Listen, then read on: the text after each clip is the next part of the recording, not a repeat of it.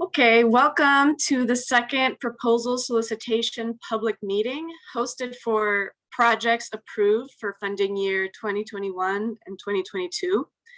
This year, our board approved the Triennial Strategic Research Plan for funding year 2021 through 2024, as well as 11 research projects that will be executed this fiscal year. Today, we will be presenting on the final project titled Partnering on a Collaborative Community-Focused Research Path in the Imperial Valley. To kick us off, our Health Branch Chief, Bonnie Holmes Jen, will provide some opening remarks. Thanks, Sonia. Hope everybody can hear me. Thank you for joining. That good nod, I appreciate that. Thank you for joining this public meeting. We've made a commitment at CARB to some changes in our research planning process, and this meeting is a reflection of that. We've committed to making our research planning process more transparent and accessible, and to focus more effort toward co-creating research projects with community members and advocates. The changes we are making are responsive to a recent board resolution, Resolution 20-33, and this calls for integration of racial equity and social justice principles into all of CARB's programs. So this project is part of that effort to fulfill our commitment. We want to operationalize racial equity in CARB research by including community voices in the development of new research. Over the next 3 years, we will be pilot testing various tools and program changes and outreach efforts while also tracking our progress. And we will also be reaching out to communities and advocates to provide their input on this process. So for today's meeting, shortly we'll have a staff presentation. Staff will provide an overview of the research program more generally, and then focus on the Imperial Valley project and the solicitation available today. This project builds on CARB work that is currently in progress in the Salton Sea region that involves engaging community members in identifying research gaps and priorities for that area. After the presentation, we'll have plenty of time for discussion and to answer your questions on how to apply for this project. Thanks for your participation, and I'll turn it back to Sonia Collier. Thank you so much, Bonnie. Okay, so I'm going to go over an overview of our program to begin. So the legislature created the board's research program in 1971 to support CARB's goals by providing the scientific foundation for effective air pollution control. The research program encompasses all aspects of air pollution and plays an important role in meeting the challenges of increasingly stringent federal air quality standards and long-term climate goals. And it also serves as the foundation for effective regulatory decisions. Research program priorities are also responsive to emerging topics and aim to advance measuring and monitoring methods and improve health outcomes. Research projects and topics are identified based both on program needs, emerging issues, and public input. Every 3 years, we compile information on our past and current research projects and future research priorities into one document called the Triennial Strategic Research Plan. This plan is developed with public input, and last year we hosted a public research roundtable to get feedback on our proposed research initiatives. The plan provides a roadmap for our research covering the next 3 fiscal years, and it aids us in research planning and is a useful tool and reference. It is also essential in guiding our annual selection of research projects and in delineating CARB's new research priorities. One such priority is in identifying strategies to operationalize racial equity in CARB research. We have started implementing changes to the research program, including greater transparency in our project selection process, more environmental justice-focused projects, and more projects that include community engagement earlier in the process. We are implementing scoring criteria that encourages multidisciplinary teams and new partnerships. So why are we focusing on racial equity at CARB and in this research program? Well, environmental justice is at the core of CARB's mission, and for that you can see Resolution 20-33. And the research program must remain responsive to this mission.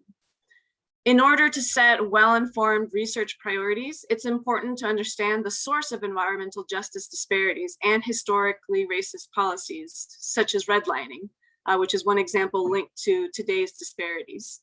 Tracking how racist language in the Federal Housing Authority Underwriting Manual became more implicit over time shows us why it is crucial to examine our current day practices and policies with a focus on racial equity and data-driven approaches.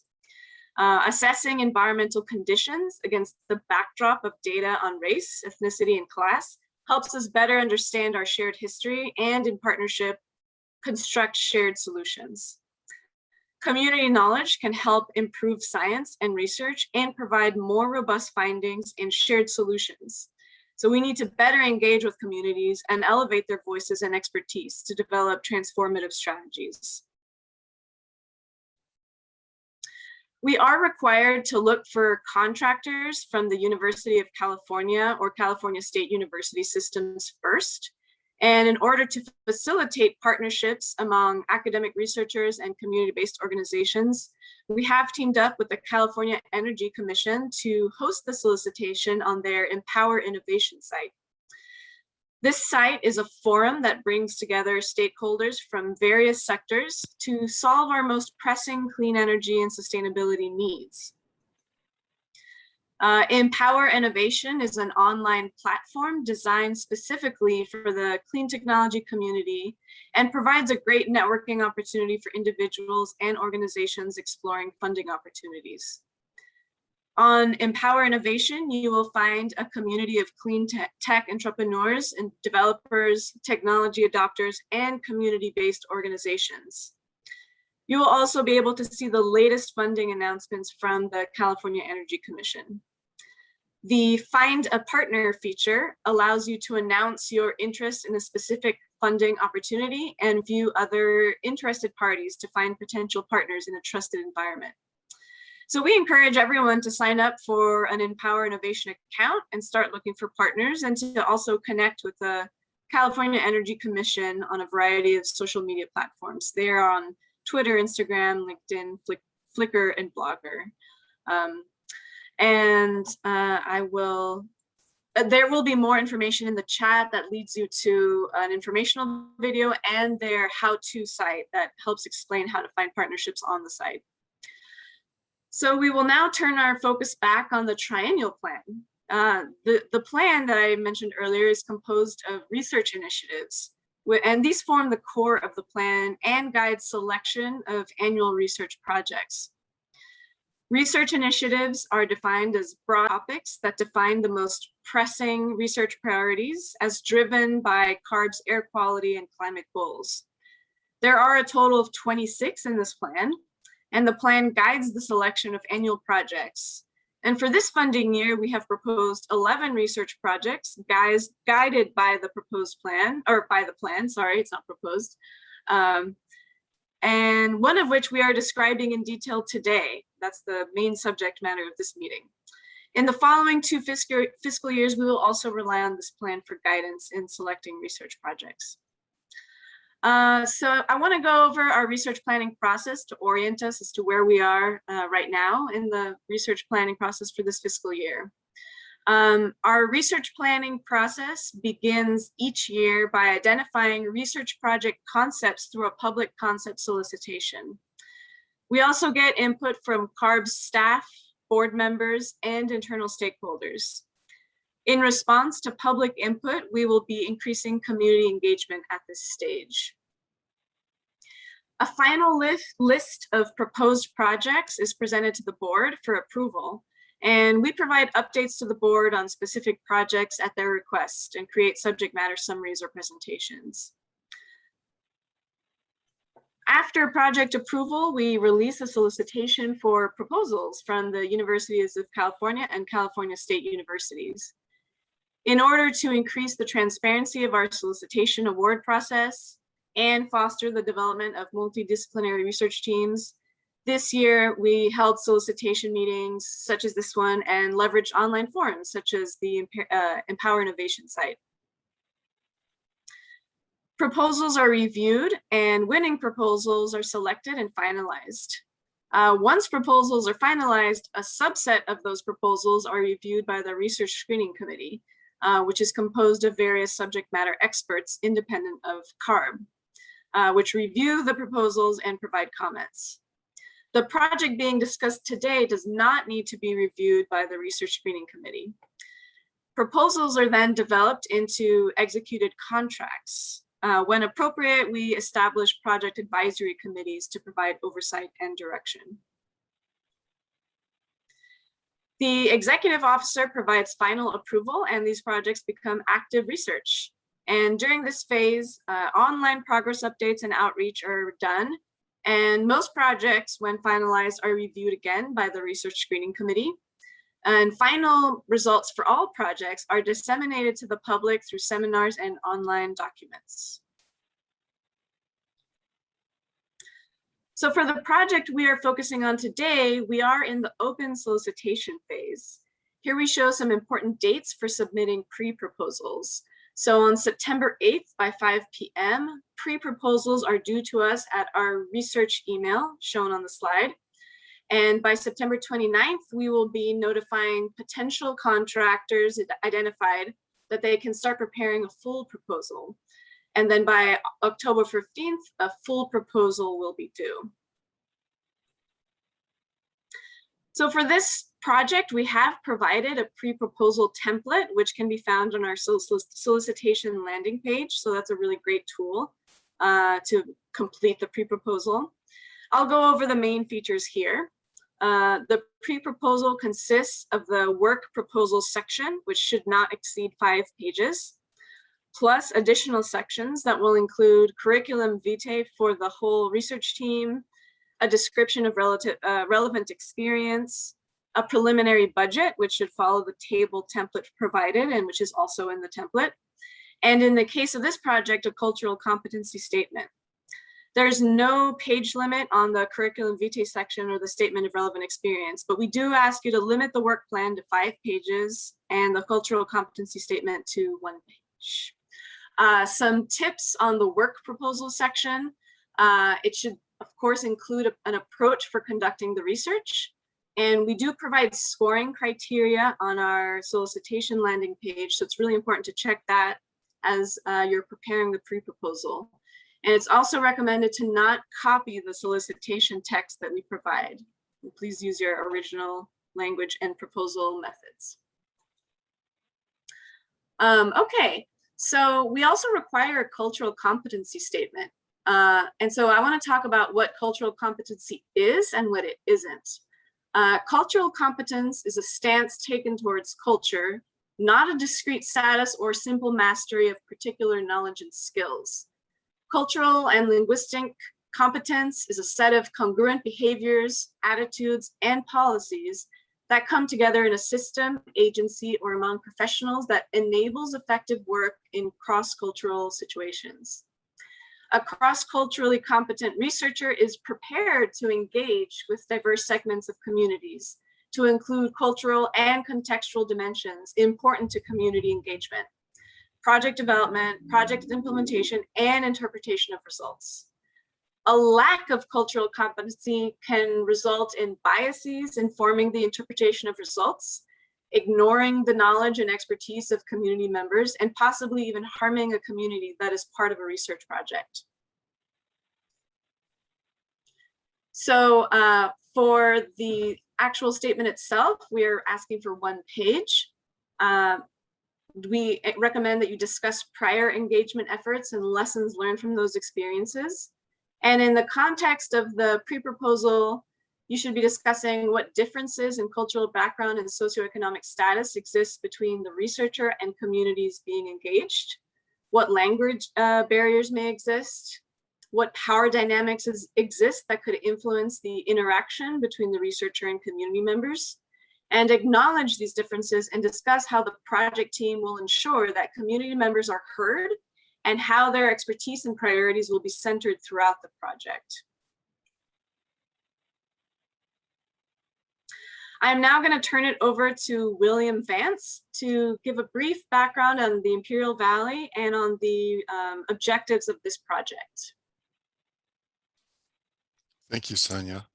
Yes, as a backdrop to this project, the Imperial County communities are impacted by poor air quality, which originates from many sources, and these include agricultural burning, the nearby drying Salton Sea, emissions from factories in its border neighbor Mexicali, and idling cars and diesel trucks at the border. In efforts to address these sources and improve public health, community engagement has played a key role.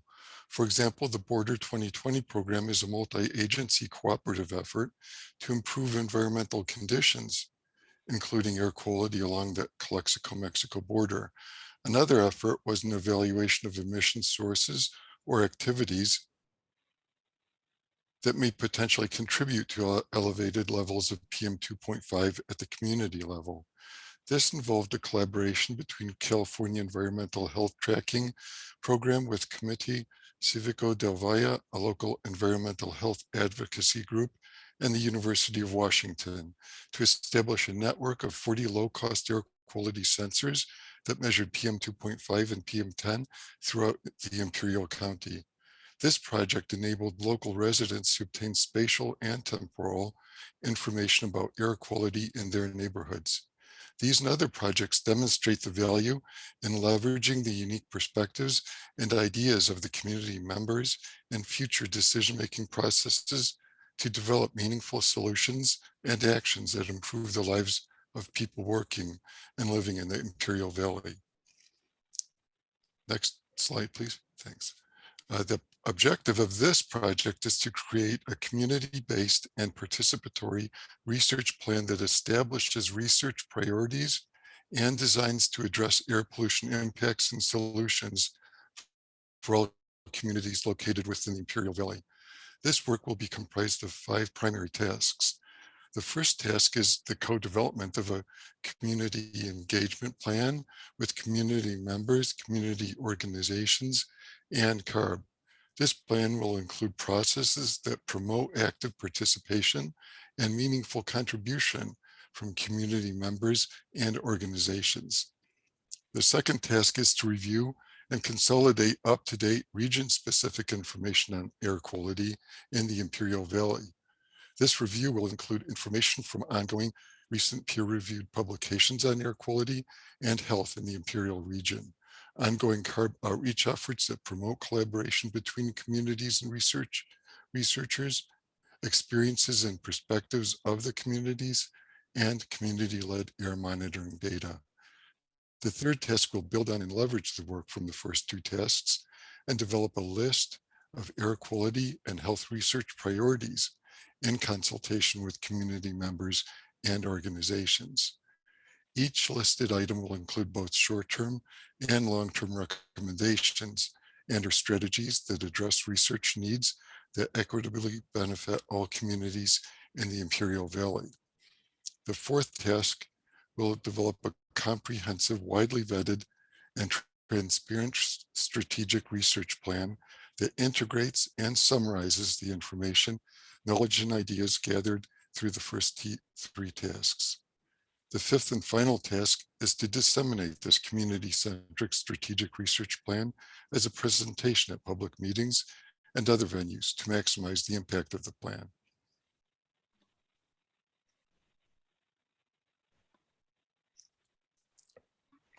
Thank you, William. As it has already been mentioned, the aim of the project is to create a community-centric strategic plan to guide future health and air quality research in the Imperial Valley that is driven by community engagement. One of the key objectives of this project is to engage the community. The engagement will help inform the community-centric strategic plan and ultimately help develop specific recommendations for a research roadmap that is responsive to the needs, experiences, and the realities of the communities in the Imperial Valley. As shown in the image on the left, the 3 key objectives are expected to take approximately 1.5 years to complete. And when the contract is finalized, the board and key CARB staff will be briefed on the project findings And the next steps, pending on board approval, will be to strategize and define ways to best move forward, which will be proposing as appropriate a follow-up study to implement the research roadmap. The next slide, please. So Sonia has already covered the pre-proposal requirements, and so I will just take a step further and briefly go over the scoring criteria we will be referencing to evaluate the pre-proposals. More details on the scoring criteria can also be found on the solicitation website. Overall, there are 7 scoring criteria we will be assessing for. The first one, we're looking into seeing responsiveness to the goals and objectives outlined in the proposal solicitation. And here we're looking for pre-proposals that show a clear understanding of the 2 project objectives and have clear steps to fulfill the goals of the proposal. For the second criteria around policy relevance and benefits to the states, we're looking for pre-proposals that describe how well the project captures the unique perspectives and ideas of the community to leverage in future decision-making and research that will improve the lives of people living in Imperial Valley. Under the third criteria, previous work, there are 2 subcategories. The first one, under the policy expertise, we want to see researchers relevant experience with community engagement and coordination. And under the racial equity expertise, we're looking for researchers committed to cultural competency training as a deliverable and provide a cultural competency statement in the proposal. In addition, we're looking for researchers with previous experience creating, using, or summarizing community recommendations to inform strategic research and our policies. For the fourth criteria on the expanding expertise, we want to see researchers show an intent to partner with non-academic partners, such as nonprofits or community advocates with relevant experience and community engagement. For technical merit, we're assessing for technical strengths and weaknesses. For example, how comprehensive are the approaches used to address each of the 5 tasks listed in the project statement of work. For the 6 criteria on level and quality of effort provided, we're looking for pre-proposals with properly allocated time and resources such that the objectives of the study will be met. And lastly, for cost effectiveness, it is essentially a score for how appropriate the budget is. The budget is for the amount of proposed work. The next slide, please. Thank you. Another way in which this project is unique is in its selection of a subcontractor through a formal bidding process. This is a new requirement particular to this project, and so you might be wondering how is this different from other solicitations. For other contracts in funding year 2021 and 2022, when CARB issued the solicitation, the contractors submitted their proposals along with defined subcontractors without the need for a formal bidding process. However, for this contract, it is expected that the UC or CSU that is awarded this project will request a minimum of 3 competitive bids to complete the community engagement work, which will be funded through a subcontract. The estimated budget for this project is $75,000, and the selected UC or CSU may begin this bidding process to select the subcontractor once they have been identified as the contractor. As a special note for the principal investigators to please contact your institution's contracts and grants office for details on the formal bidding process. The next slide, please. Now for the discussion portion of the meeting, I just would like to provide some guidance. So we would like for you to please state your name and affiliation and share any expertise related to these objectives of the project, share any partnership needs you might have, and we encourage you to please limit your comments and questions to 3 minutes to allow for everybody to share also their comments and questions. Sonia will be facilitating this portion of the meeting, so I'll hand it over to you again, Sonia. Thank you so much, Jose and William. Okay, great. So we are going to open this up to discussion. Do we have any questions? You may also drop questions in the chat, but feel free to also raise your hand if you would like to ask a question verbally.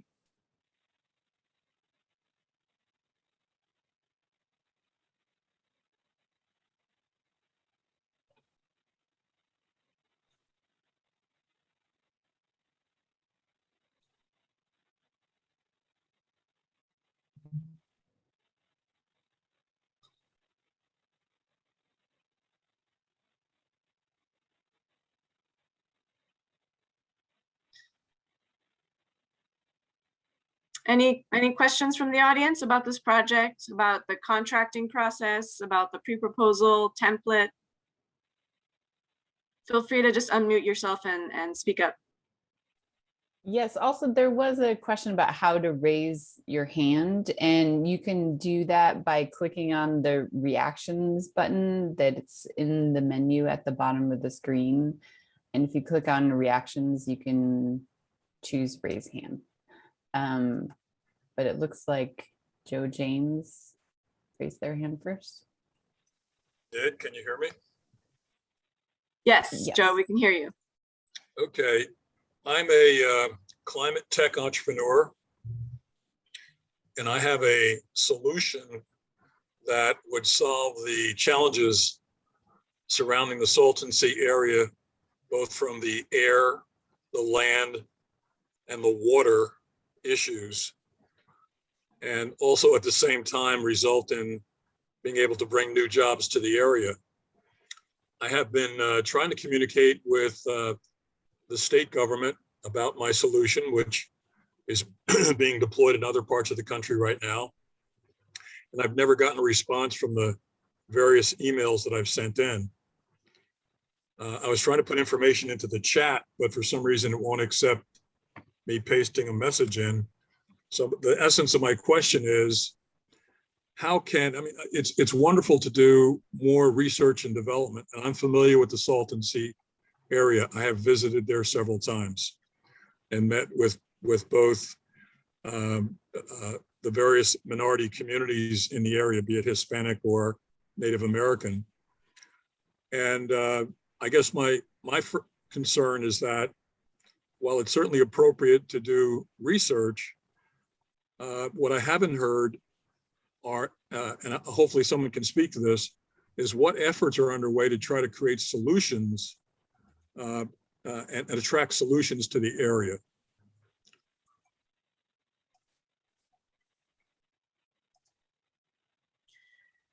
Would anybody on the CARB side like to address Joe's remarks?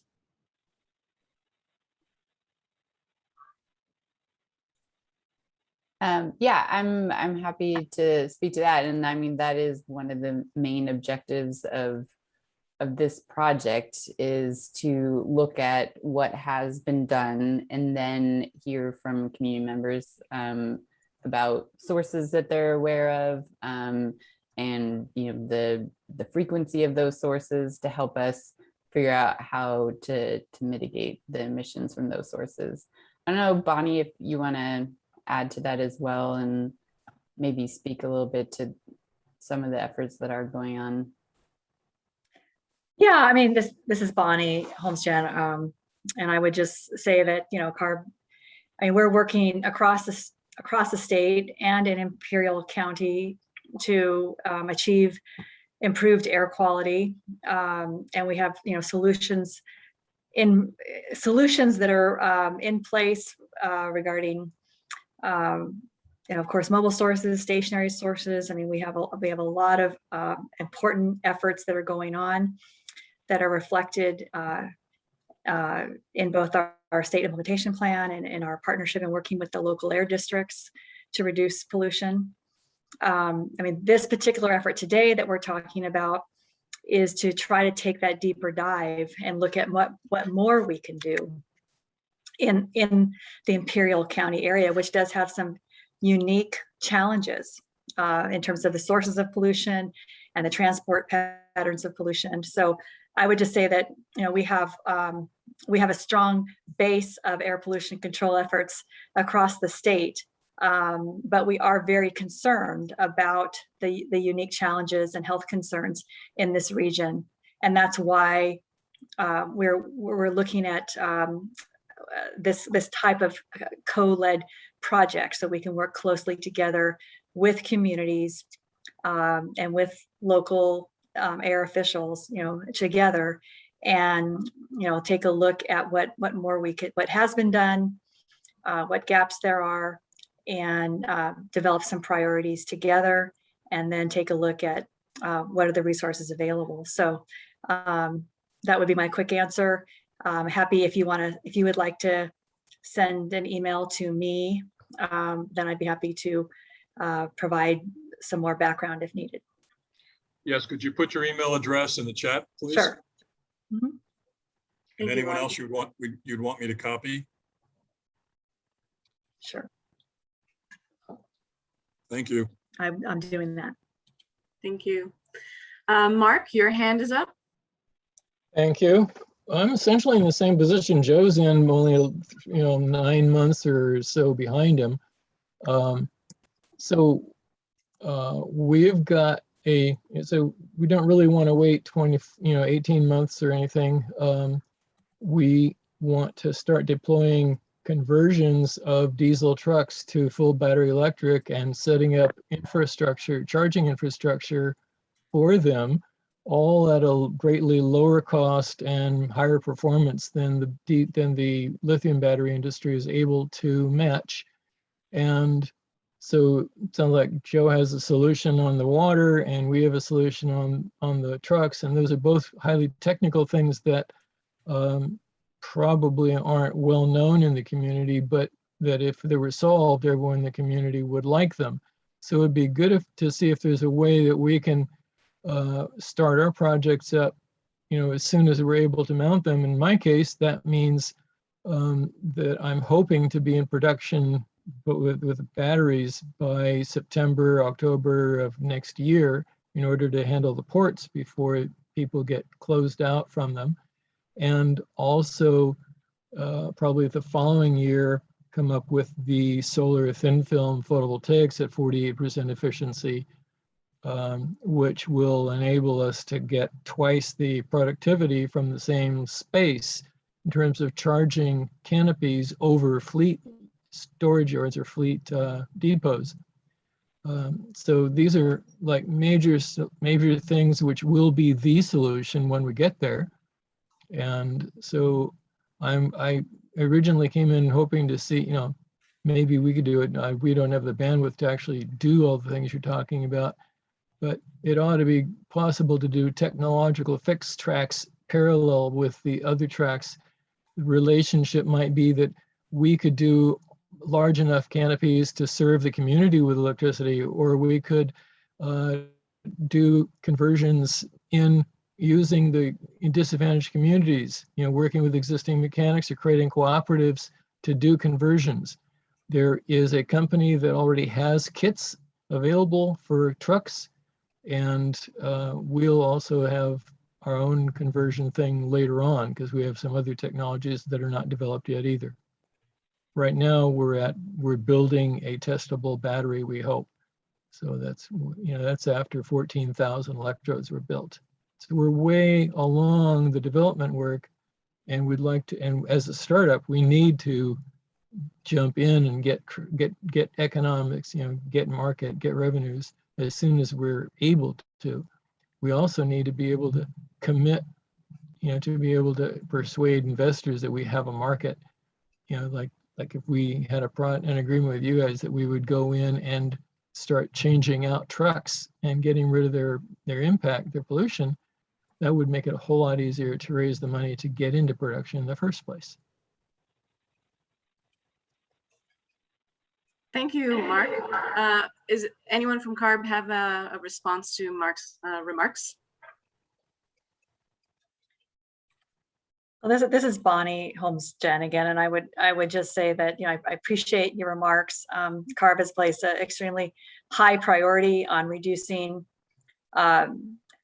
vehicle emissions, and particularly heavy duty emissions, and we have very very important and protective programs that are already going on.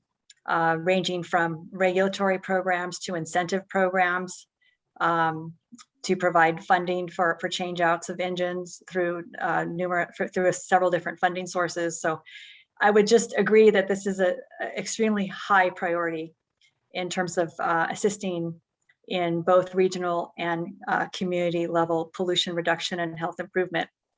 Again, I'm happy to have you send information, and we can certainly share it with our program staff, but just want to agree that this is already a high priority as demonstrated in our mobile source strategy, in our state implementation plan, and in our climate strategies. It's across the board, extremely high priority. Thank you. Thank you.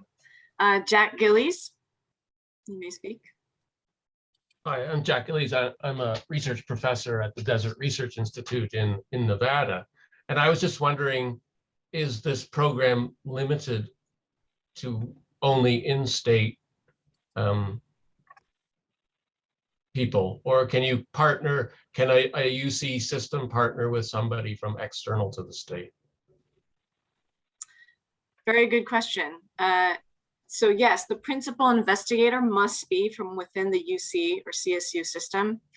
For this particular project, we want the UC or CSU researcher to find partners, but especially to perform a bidding process to find a partner who will be have expertise in engaging the communities in Imperial Valley specifically. Yeah, so that is what we recommend for this project and what we're gonna require for, especially for a community engagement project. Right, thank you for the clarification.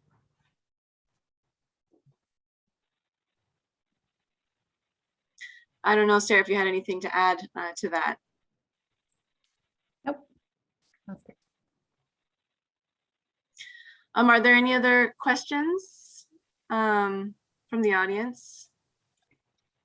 Joe, Joe James, your hand is still up, but I don't know if that's from before. It's from before, but I'm going to send Bonnie an email. But there are a number of state agencies that are focused on the Salton Sea problem. Yeah. And I would ask that if she has a way of doing it, if she could kindly share it with the other parts of state government that are looking at the Salton Sea. The Salton Sea is a combination of problems. It's not just air and PM 2.5. It's the contamination that's in the soil that's blowing around. It's the shrinking of the lake itself. It's the concentration of the salinity and the toxicity of the lake. And there's a requirement for a multifaceted solution to that problem. And it's also being exacerbated, just as the forest fire situation in California is, by climate change. And so there's a need for a comprehensive approach that can deal with all of the things I've just mentioned. And whether it be by multiple parties bringing things to the table to make that happen, or by processes that have embedded in themselves these multiple solutions. And I just wanted to make sure that there's an understanding of how complicated and how multifaceted the challenges are that are facing the Salton Sea area. So thanks for the comment. This is Bonnie. And we certainly understand the complex, well, we're all working to understand the complex challenges in the Salton Sea region, but we are partnering with our fellow agencies in this effort. I guess I wanted to remind you again that this particular solicitation is not just on the Salton Sea, it's a broader Imperial County review of or engagement effort to evaluate past research and look at gaps and look at and co-create this research strategy. So while the Salton Sea is one part of it, that it's anticipated that the project would be looking at the mix of challenges facing the county, facing the region. But yes, I would certainly, I certainly understand, and we certainly understand at CARB, and we are partnering with other agencies. But in terms of our existing Salton Sea project, we're looking at our part, which is we're looking at how we can better understand, together with our community partners, the air pollution challenges and how to better protect health in that area. Sorry if people are having a hard time hearing me. I think I had something funny, which I unmuted. Hopefully, could you hear me okay? Okay, I think I had something checked that I unchecked, but there's an echo. I'm sorry. Okay. Not sure All why. right. I see I saw Christian Pelago raise your hand briefly. I don't know if you still have a question. Oh, sorry. I put my hand down after. Okay. So James, do you still have a follow-up comment? Your hand is still raised. Nope, I'm done for the evening. Thank you. Thank you. And Mark, do you have another follow-up? Yes, I do. So I understand the structure better now. And so the thought that comes to my mind at this point is there a way to seed? And is by sending something to Bonnie, is there a way to seed the process for the researcher, whoever it is that gets the contract? I won't be able to apply. To seed the process with the information about our technologies so that they make certain that they examine our technologies, Joe's and mine, for example, as an example, in the process of identifying gaps and identifying available solutions. Not just past research, because we were probably he wasn't. I know we weren't visible in the past, and we're still not really visible. This is the extent of our public posture at this point, because we're still developing. So, is there an answer to that question? That's a good question. I think that our staff will work with the principal investigator and as well as the subcontractor that ends up doing all of the community engagement portion of the project. And together we can decide what's the best way to balance providing information, but also allowing communities to really decide what solutions they'd like to hear, what solutions they have already thought about themselves and want to bring to the table. So that will be a delicate balance, and we will defer to the subcontractor who is in charge of the engagement portion to make that decision. But we can certainly provide them with a range of information, including information that you share with us. And we'll see what they decide. Thank you very much. Thank you. Rachel Palatin? That's how you say it in English, Palatin and most other languages. Thank you. I appreciate you trying and succeeding. You've succeeded. A couple of you might recognize my name. I used to work at CARB a while back. So my name is Rachel Palatin. I have more of a question, not on behalf of my company, just for my own understanding's sake. So I would like, please repeat, if you don't mind, who is applicable for this. And then also I was wondering, just kind of understand, I do have some comprehension, and we're also talking about the different impacts that the Imperial Valley has, and you're hoping to research that further. So is there a limit on subcontractors? Because it sounds like it might need to be kind of a community of subcontractors to really reach the goals that you guys are looking for. I don't know. I'm brainstorming in my own head, and I just want some clarification. Yeah, that's a great question, Rachel. Okay, so we're required to contract with UC CSU researchers. Usually, for most contracts, we allow the researchers to define who their subcontractors are.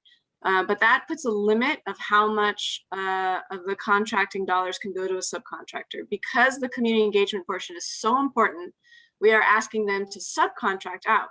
So